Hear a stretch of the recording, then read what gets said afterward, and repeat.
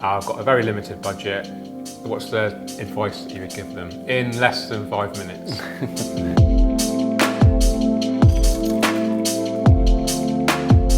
You were involved with Florestas Submersas, and for those that don't know, this was Takashi Amano's last sort of public creation, the biggest nature aquarium in the world. He employed quite a few guys from Europe and Japan, and Yuri's was one of these guys.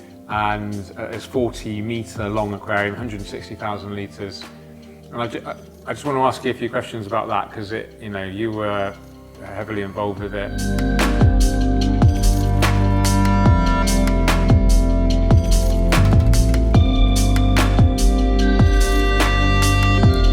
I would say you can try without CO2, but don't expect results like what you see on the front page of a magazine. Yeah. Hi everyone, George here, and welcome to a very exciting video. I'm here with my good friend Yuri's, fellow aquascaper from Germany.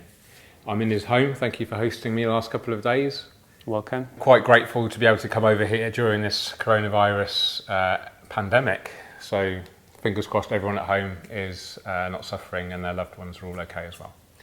So let's dive straight into some questions for Yuri's. I think it's really important to make this video appeal to a wide range of people. So let's go into some kind of beginner friendly questions. So let's say I'm a complete beginner, never owned an aquarium ever, but I've seen some of your work, some of Takashi Amano's work, some of these high-end professional aquascapers' work, and I want to achieve something like that.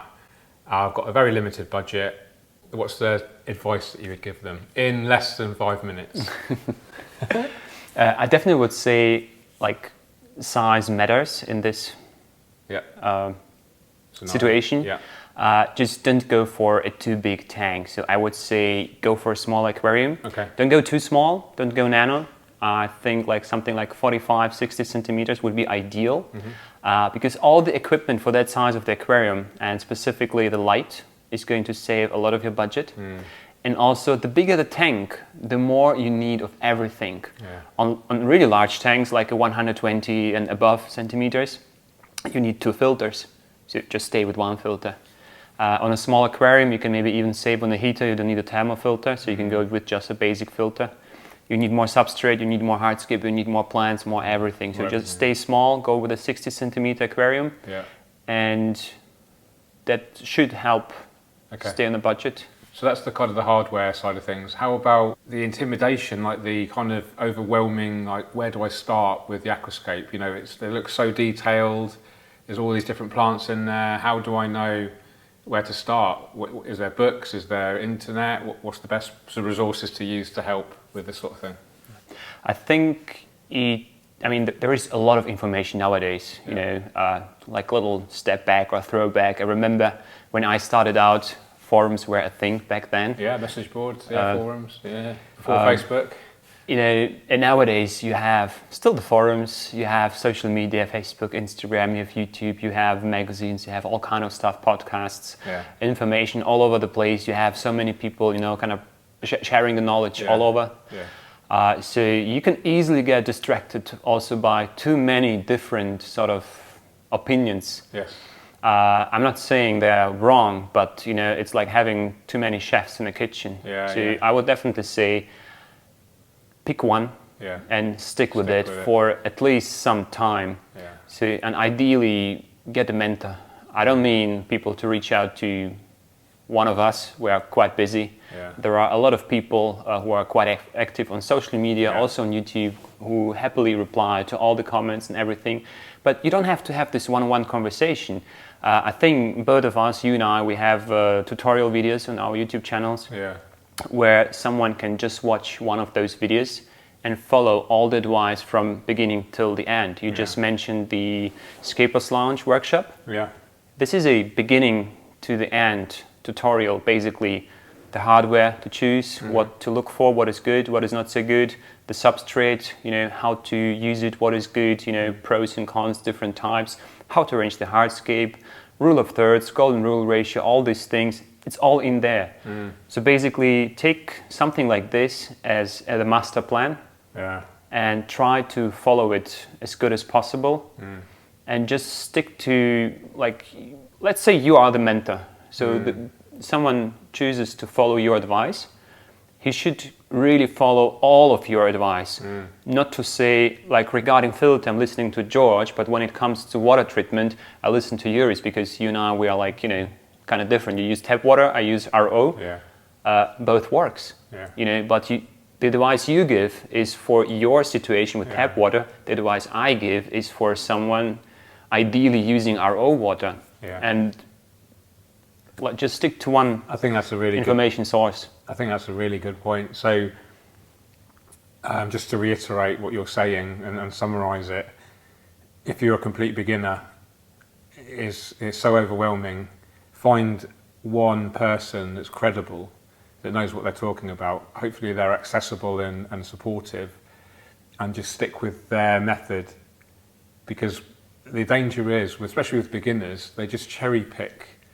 You know, oh, I don't want to buy a big filter, so I'll use their advice. I want to use, like, garden soil, so I'll use their advice. But I really want fast growth, so I'm going to use really high lighting, so I'll use their advice. They combine all this advice together, and they end up with a disaster, because those pieces of advice aren't compatible.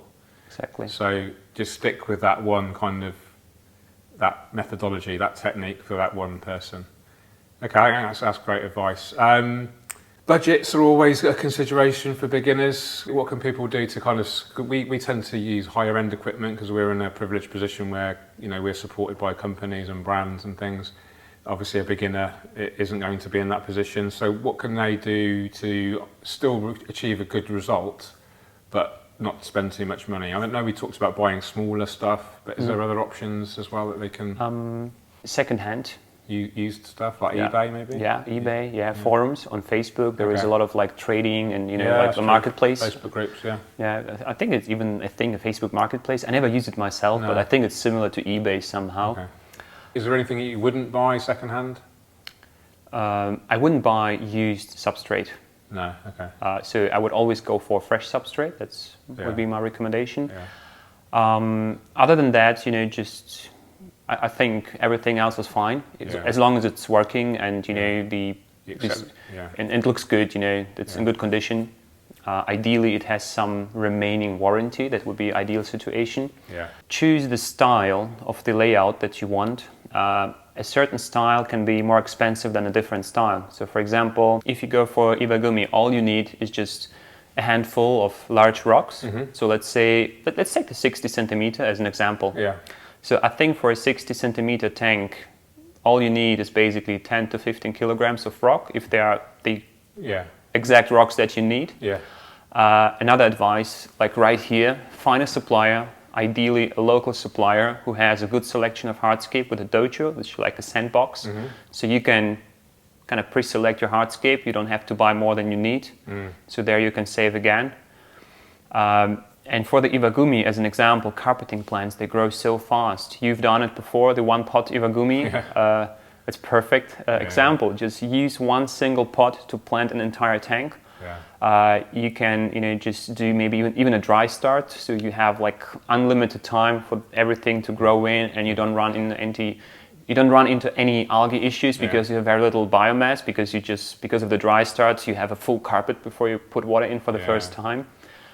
I think those decisions, just not going for a diorama where you need a lot of delicate hardscape. Wood is more expensive than rocks, actually. It's the shipping size, because wood takes a lot more space when it's shipped. So that's why it comes at a higher price.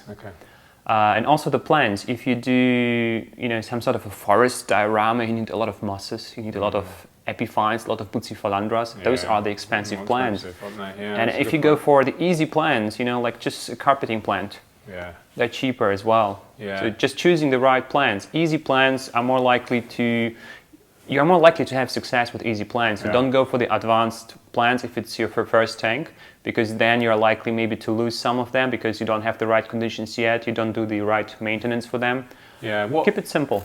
Let's go down that route then about the carpeting plants. So it's kind of a lot of hobbyists' goal to be able to grow a carpet, you know. And I remember when I was a beginner, you know, when I first ever grew my first carpet of Glosso, I was just like super happy. For beginners, what would you recommend in terms of choosing plant species, and would they need CO2 injection or not? I would say you can try without CO2, but don't expect results like what you see on the front page of a magazine. Yeah. Like the high-end result. Just don't expect it with CO2. I mean, you can have some decent success without CO2 injection. Yeah. I don't believe in any liquid CO2 products. They don't work for that matter. They do different things, and they're good for the other things, like killing algae. Yeah. But don't add any substantial CO2 to the water. I would say having a CO2 system is a good investment, and you have to look at it as something that is going to serve you the next 10 years minimum. Yeah. And to see the difference, I remember myself, my first tank was without CO2. I mean, I started as a small kid with the first tank. And when I, for the first time, got CO2, it was bio-CO2 with the sugar and yeast, in a bottle. Yeah. This is a low-budget solution. You can do this. That's very cheap to enter into it.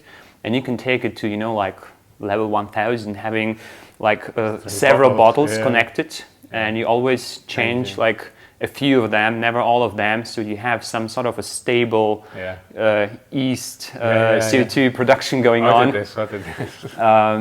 But you're saying it's very wise to invest in a full sort of refillable Definitely, yeah. system. But what I actually wanted to say is the difference without CO2 and with CO2. Even if it's just the yeast CO2, it is enough to get good levels. It's just very difficult to control because you cannot put it on a solenoid to turn off overnight. You cannot adjust the bubble rate. It is what it is. Hopefully it is right. You can get good levels with it if it works properly. But the difference is like day and night. Plants growing with CO2 is like, I've never done it, I don't know how it is, but it's the way I imagine it, like, doing bodybuilding with steroids. So the plant growth is just, the plants are exploding with CO2. And this is another advice to have success. Just make your plants happy. Focus on the plant growth. Don't worry about the algae. If the plants are happy, algae will go away or not even appear at all. Absolutely. Okay, so we've talked about some general kind of beginner's advice, and I think that's all great. I think that hopefully the viewers will really appreciate that. Let's move on to another really interesting topic from my point of view. I'm quite selfish about this one. You were involved with Florestas Submersas, and for those that don't know, this was Takashi Amano's last sort of public creation, the biggest nature aquarium in the world, and he employed quite a few guys from Europe and Japan, and Yuri's was one of these guys. And it's 40-meter long aquarium, 160,000 litres. And I just want to ask you a few questions about that, because you were heavily involved with it. First of all, what was it like to work for Mr. Amano? Was he like, I imagine, the sort of stereotype of a Japanese guy is quite sort of strict and disciplined. Is this the case? Yeah, definitely. Yeah. Can you tell us any kind of anecdotes about what enforces, what kind of... I think actually what might be quite interesting for everyone watching, and I wonder you haven't asked this, how I got involved into it, because it is a huge privilege. We were just 10 European aquascapers who got involved into it. There was a total crew of 30, aquascapers or people involved, helpers, supporters, 10 Japanese, 10 Portuguese working for the Oceanario de Lisboa, and 10 kind of volunteers from all over Europe. And the way I got involved into it, I always wanted to contribute in some sort of way in one of his nature seminars. Unfortunately, at that time, he hasn't offered any of them. I think there was a workshop in Aarhus and then in Germany, and then there was a few years nothing. I think it was because of the health issues he went through. So when the project was announced, I written a letter to the German distributor of ADA, and I asked him to forward my message to Japan, to ADA, and I kind of volunteered myself to go there, travel there, all on my own expenses, and work for as long as it takes for free, because I really wanted to get involved into it. And I think he did this because I have a very good friendship and business relationship with him. And I think this got the ball rolling.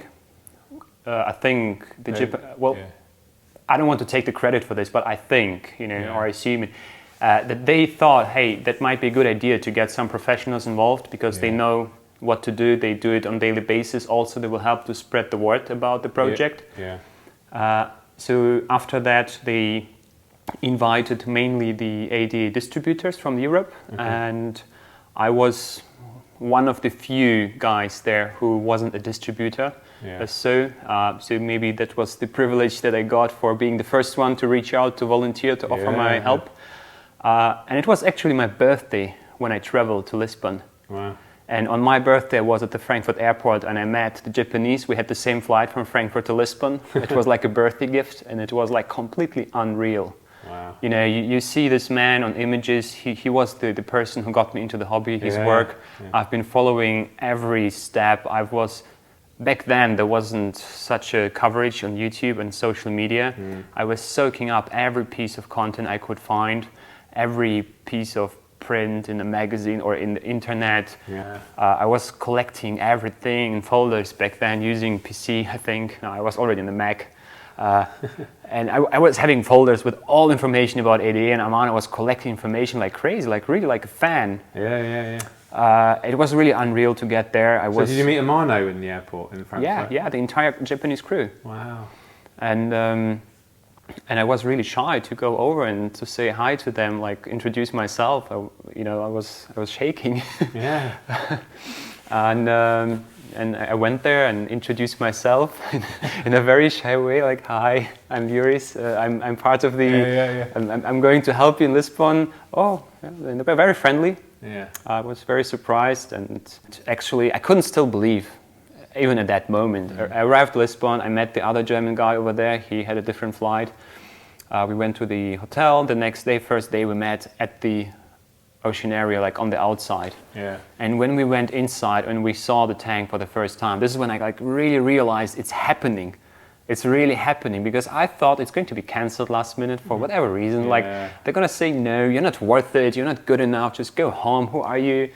I had so many self-doubts at this moment. I think they call that imposter syndrome.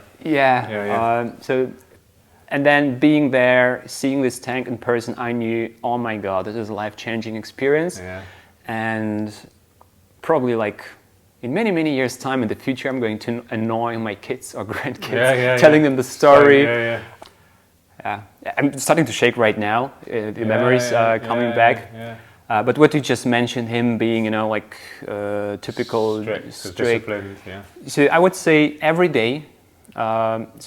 Let's say the day before, we were told which time to be there the next day. So every day we arrived at the time we were told to arrive there.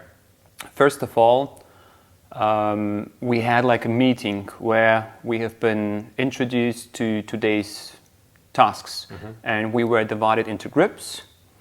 And we were told this group is doing this group is doing this, and everything was structured. And every single step Amano explained himself. And afterwards, the Japanese crew, they were looking and checking if we are executing correctly on what we did. And there were some moments where he was angry, I would say, even when certain things happened that shouldn't happen. There were some mistakes that were done, then they had to be solved. One of them, somebody did a huge scratch into the acrylic glass. Somebody was probably wearing like scissors in his back pocket, and then he passed by the glass and made with a sharp scissors a deep scratch in the glass. So what they had to do, buff it out, polish it out. Yeah, but not to have like a warped effect. They had to polish out like a square meter. And to avoid all the acrylic dust being inside the tank, because we were already within the building process, they had to build like a clear film tent inside the tank to polish things away. After this has happened, we had to take off our watches, belts, and if we had any like metal buttons, they were covered with tape to prevent from happening again. And after it was polished away, they collected us all together and they told us, be careful, blah, blah, blah, everything. And like 5 minutes later, someone did a scratch again, exactly the same spot. It's unbelievable. Oh, really? I never knew this story. And then they said, we're just going to leave it like this. We're not going to polish it away. It took 6 hours. It was the technical director of the Oceanario. He polished it himself, the acrylic. I have an image I can provide you for the overlay. That'd be great. Yeah. It was, I mean, that's awesome. Come on. That's a great story.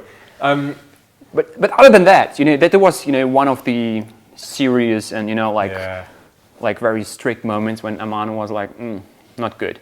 But other than that, he was doing jokes. I remember like it was yesterday, the very first day, we were introduced to the project and the technical director said, this is acrylic, be very careful, stuff like this. When something goes inside the tank, use a protective blanket. There were some funny designs on those blankets. I don't know, maybe they got them from Japan, I don't know. Yeah.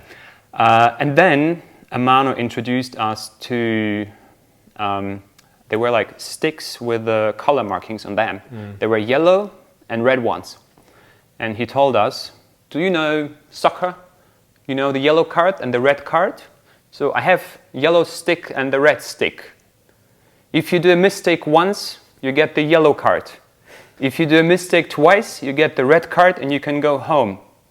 And he's looking like that serious at everyone. Yeah. And everyone is like, oh my God, that's the first day in the morning, and that's the thing he tells you. You do a mistake. Like, what does he understand as a mistake? Yeah. I was so scared. Like, don't breathe. It could be a mistake. And then this man, he starts laughing. It was a complete joke. Those sticks were like if you have seen the footage of the making of process, they were used as markings in the soil.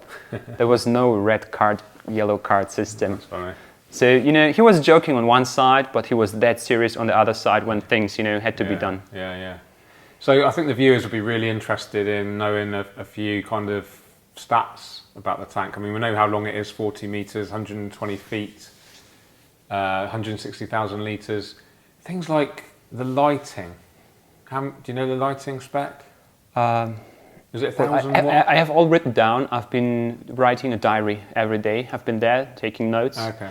But I will try to remember as good as I can. So I think they had something like 50 or 60,000 watt power metal halides. Wow. In the beginning, they used some weaker versions of them, and after 1 week working there, I got a little bit of suntan even. Wow, that's crazy. And also obviously CO2 injected. Yeah. So was this, obviously there must be huge. I imagine how long a normal cylinder would last, about 2 seconds. So they use, of course, industrial bottles. They're like 20 kilogram bottles. Usually you would use something like this to refill bottles in retail. So they have 2 CO2 injection kind of spots. The entire tank is filtered by 3 gigantic sumps in the back. Okay. So actually the tank, you have like 3 parts. Yeah. The middle section, which is, 24 meters. Okay. And then you have 8 meters on the left side and 8 meters on the right side. Okay. Like the letter U, but a little bit stretched. Yeah. So, and each section has like some sort of backlit windows in the back. So in each section there was those filters located, like evenly spread all around the filter to ensure they take water in different spots and filter it as even as possible. Right. And there's also a water flow inside the tank from left to right. So you enter the exhibition on the right side, but the flow is coming there, and there is a gigantic overflow chamber on that right side. Okay. So there are 3 sumps. But there are 2 CO2 injection points in the back, and they use a Venturi system. For those who don't know what a Venturi system is, it is the water is squeezed through a very narrow channel. Yeah. So it's like under high pressure. Yeah.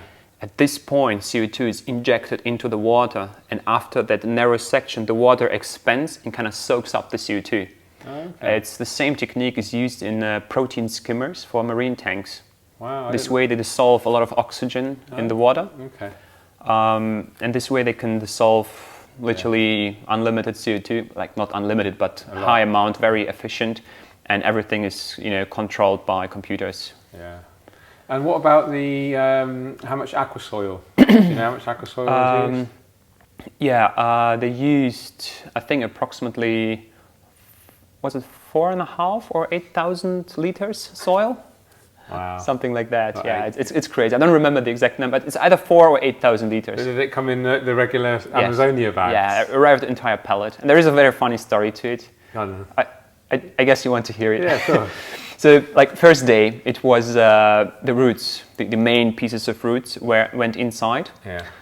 In the middle section mainly, because they stand on the ground, they're the largest, and Amano tried to hide the pillars. There are a couple pillars that support the ceiling in the building, because this building, this is a temporary exhibition of the oceanarium. It used to have before some sort of sea turtles. They took it down and they built a tank inside, and the pillars kind of remained inside the tank. So he tried to hide the pillars, and I think he did a great job, because now you don't see them at all. But on the sides and in the corners, we had to pile up a lot of lava rock. So I think he used 10 ton of lava rock. It came all from Azore Islands. This is around Tenerife, somewhere there. Lanzarote, that sort of thing. And those rocks were pre-washed with acid to kill everything off from the rocks, and then were dried in the sun next to on a field close to the Lisbon oceanarium, and then collected again in those big bags and put inside. So all rocks went inside one by one. So we created like streets where one would take a rock, hand over to the other. You would take it, give it again to the next guy, from where the rocks were stored to the rim of the tank. Then someone was standing, there's like a little rim, like a little step, concrete before the acrylic starts. Someone was standing on the outside and someone was standing on the inside. Yeah. And then you had to lift the rocks, give to the guy on the inside. In between you have the funky blankets. And then the guy inside would take the rock, give it to someone inside the tank, and those people would actually pile them up. Yeah. They did like a colored tape on the background of the aquarium, telling everyone how high they want to be the rocks. Okay. And there was a second tape that was for the soil, to have the final image. Yeah. So the first day all the rocks came in, and also the large driftwood pieces, 70 units, most of them I think from Scotland, and they tested them beforehand if they're going to sink or float, and they were labeled. Blue were the good ones, they stay down, and the red ones, they had to be attached with some weight. Okay. So they have attached large rocks to them, and the smaller pieces they use for the scuba divers, they have those lead weights. Yeah. Lead weights, rubber covered. Yeah. So those were attached to the smaller wood pieces to keep them down. And that was day one. And day two was filling in power sand that was afterwards topped with the soil. Wow. And in the morning meeting, we were all collected. Amano is asking, so yesterday you carried a lot of rocks. Are you tired? Do you have muscle ache? Everyone's like, And the stupid Yuris is like, oh no, I'm good. Oh, very good. You can be in the front row, taking all the soil bags to lift them up over the rim of the tank. And then it's the easier job to take them down. So lifting up, for the shoulders. So literally all the soil that went into the tank, every single bag, 8,000 liters, I just said, I don't know. Every single bag I had to lift up. So the day after, I had muscle ache. I was destroyed. That's funny. Yeah. 8 tons of soil, basically. Yeah. Or 4 tons. I'm not sure. Please don't. A lot of tons. A lot of soil. Yeah, we can overlay. I have the numbers written. I will provide the stats. Well, I think that's fascinating. And do you know what I'd really love to do in the long term, maybe with you and Balázs, is do a full-on documentary of Lisbon. You have the background knowledge. Balázs has the TV production skill. I'm just super passionate about it, and I think everyone watching would love something like that, a full-on 30-minute or 60-minute documentary on the whole process. So the creation of it, the workings behind it, interviewing the Japanese guys that still maintain it. Isn't there 2 guys that are still there now? They do 3-month rota, don't they? And they spend all night maintaining the tank every day of the week. Daichi Araki? He recently was at Green Aqua for a workshop. Oh, okay. And he was the young guy. Yeah. And he was from the first crew, the first 2 guys who stayed there for several years. And I think after 4 years or something, he returned back to Japan permanently. Wow. And they work on the tank every day. Yeah. They're not allowed to work during the day when the visitors are there, so they only work off hours after the exhibition is closed. So early mornings and late evening. Yeah. And they need 2 guys because one is scuba diving, the other one is giving advice from the outside how and what to do actually. In the beginning, the idea was to have extra long tools. The Japanese built those tools themselves. They used original ADA scissors and tweezers attached to those tools to, cut twigs on the tree like 2 meters away. Yeah, yeah. And with the drilled holes in those cutting blades, and with the zip ties, they attached the ADA scissors, short type, or the tweezers. And what we did, we opened the shoelaces with the tweezers, like from 2 meter distance from each other. We tried cutting like individual hairs, like 2 meter distance with the scissors. It worked perfectly. But it turned out, because of the large distance, it wasn't practical. Right. So they started scuba diving. Oh, wow, I'd love to scuba dive in there. I did scuba dive in the Hagenbeck tank this morning. That's nothing. That's like about fifth or sixth of the size of this. Yeah, incredible. Actually, because I have all the notes, I have every day written down what we've made, and I have created, an article about it on the internet. It can be found on my homepage. I'm not actively using it. I used to have a blog. It's Scaping, like Lern. I'll put a link in the description. I have like a full article, like day by day, a diary. It's a comprehensive version because this article was printed in a magazine. It's like a 10-page or 5 to 10-page sort of documentary that I've written for a German magazine. So the rest of the story you can find there. And also I'm thinking to maybe write an ebook. Like all memories, as long as I have them. Even I doubt anyone will buy it, but like just for myself in 20 years' time, to read it. I think a lot of people. I mean, I'm not here to talk about my own, blow my own trumpet, but my best viewed video is of that aquarium, and for good reason. It's the best nature aquarium aquascape in the world. Anyway, thanks for sharing some of those. I've never heard those stories. I love it. Okay, we'll wrap it up there. But before we go, tell us about moss cotton, okay? Because we see these really cool things around your home. I'm wearing a moss cotton t-shirt. I've got a few of these. You're wearing an Epic Keep On Scaping t-shirt. It's not a sales plug. I am genuinely interested in the story behind moss cotton, and I guess other people might be as well. Moss cotton was established in 2016. Hard to believe now, almost 4 years later. And it all started like, I don't know how to say, like a fun project, I think, like a hobby thing. It was founded by Art Commisso and myself. And the reason to found it was I wanted to have some really nice aquascaping themed t-shirts, but there was nothing really available on the market. A lot of people asked me like about merch, and I wasn't feeling comfortable selling t-shirts with my name on it. Yeah, I know what you mean. And then one day there was some sort of a live contest. I went there with a couple friends, and we wanted like to make, like for our team, it was a team scaping event. I wanted t-shirts for us. And I saw Art Commisso. He is a great designer. He did some very nice designs, t-shirts, and I really liked this. So he did my GFS. George Farmer Studios' original logo. Was it Art Commisso? Yeah. He also designed the Keep On Scaping as well. Yeah. Legend. So I kind of reached out to him and I asked him to make the design for this single event, and he made it, and I really liked it a lot. And then I kind of proposed him the idea, like, hey, why don't we start this label? Let's find a name. There was no moss cotton back then. And he said, hey, I'm in. I like the idea. Let's get creative. Just start a little business. That's how everything has started. Just to promote the hobby, just the aquascaping lifestyle. It says here on the pillow, which is a lovely prototype. By the way, I'm curious if anyone would love to have something like this at home. Taking it home with me. I only got that on the other side as well. How cool is that? It's a prototype. I used both sides to, It's better than the YouTube pillows, isn't it? They're a bit cheesy. Yeah, I really like it. Yeah, that's cool. You can see, I use it a lot. It's already a little bit looking used. So how many designs have you got now? You've got quite a few. I don't even know. My wardrobe is full. I think you got like 16, I think I counted earlier. Yeah, like 15 to 20 or something. We already have a couple finished designs in the pipeline.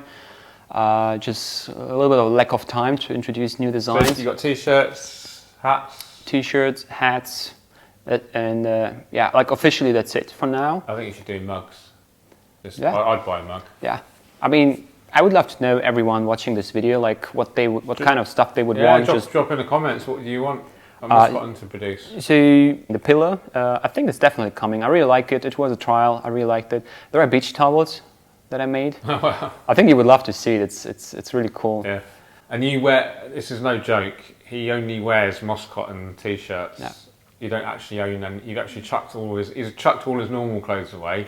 He only wears G-Star jeans, Calvin Klein pants, and moss cotton t-shirts. That is it. I love that minimalist clothing routine though, because every time you have to make a choice, you use energy. So if you limit your choices, so you don't really have to think about what to wear. You just have to think, oh, what style of moss cotton t-shirt do I wear now? Whereas I'm like, oh, what do I wear? I have to ask my missus, should I wear this today? You know, I think it's great. I love it, mate. Well, congratulations on moss cotton. Maybe you want to confirm on camera about what's coming from your side for moss cotton? Yeah, why not? So you guys have seen the intro to my videos. I'll overlay the image. I'm planning with Yuri's help, planning a new t-shirt design with the GFS logo and this really cool wavy line. And I have to give a shout out to Ben Power, who is the guy that does my animations.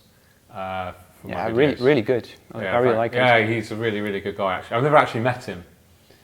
And I really want to meet him because he's such a cool guy. We spend quite a lot of time just chatting on the phone. I guess it's a bit like you and Logan Rando. Mm-hmm. But you've met now, right? Yeah. The guy that does Yuri's. We're digressing massively. Let's wrap it up because Yuri's future wife's home soon and we'll be in trouble. Thanks so much, mate. Always a pleasure to spend time with you. Thanks for letting me stay in your house again and looking after me in Germany. I hope you enjoyed this. Let us know in the comments we covered loads of topics: beginners, frost submersers, moss cotton, and just general rambling. Thanks, mate. Check out Yuri's channel. Awesome content, pro tips, tutorials, vlogs, all sorts of great stuff. Really, if you haven't seen it yet, I'm sure you have. Check his channel out. I'm going to end it there. Cheers, mate. 4 or 3 cameras. Like you and I. Forget the cameras. Just you and me. Yeah, I think so. so. I'm George. I'm Yuri's. Corona. Boosh. Boosh. Oh, Corona. Corona. Too late. Too late. Wash your hands quickly. Okay, you take care. Keep on scaping. Cheerio. Cheerio. That was awesome.